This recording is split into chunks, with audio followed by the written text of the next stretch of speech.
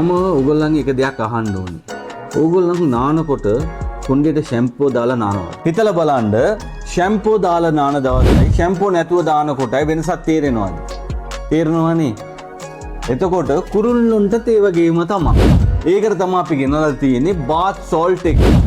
මේක කුරුල්ලොන්ට සහ පරවියොන්ට පරවියොන්ට කුකුලොන්ට ඕන එකට දාන්න ඒගොල්ලන්ට දෙන ෂැම්පෝ එක තමයි මේක. පළවෙනියට මම කියන්නම් මේක වතුරට කලවම් කරලා දාන්න තියෙන්නේ. එතකොට ඒගොල්ලන් ඇවිල්ලා නානවා. සමහර කට්ටිය කුරුල්ලෝ එනවා නාන්නේ. ඒගොල්ලන්ට ස්ප්‍රේ එකට ස්ප්‍රේ බෝතලෙට වතුර දාලා මේක කලවම් කරලා ස්ප්‍රේ කරන්න තියෙන්නේ. හරි. වතුර මේක කලවම් කරපු වතුර බිව්වා කියලා ප්‍රශ්නයක් වෙන්නේ නැහැ. ඇයි කිව්වොත් ජෙම් ෆාම අපි කුරුල්ලොන්ට පරවියොන්ට සේෆ් විදියට තමයි අපි මේව ඩිසයින් කරලා තියෙන්නේ. මේක non toxic. බය වෙන්න දෙයක් නැහැ. ඇයි මේක දාන්න ඕනේ? පළවෙනියට කුරුල්ලොන්ගේ ඇඟේ පොඩි පොඩි මැක්කෝ තියෙනවනේ. ඒක ඉබේම නැති වෙනවා. අනිත් එක මේක ඇවිල්ලා ෂැම්පෝ දාලා නෑවාම ඒගොල්ලන්ගේ පිහාටු හොඳට ග්ලොස් කමක් එනවා. පරණ පිහාටු වැටලා අලුත් පිහාටු එන කාලෙට ඒක එනකොට ඒගොල්ලන්ට ඇඟට අමාරු.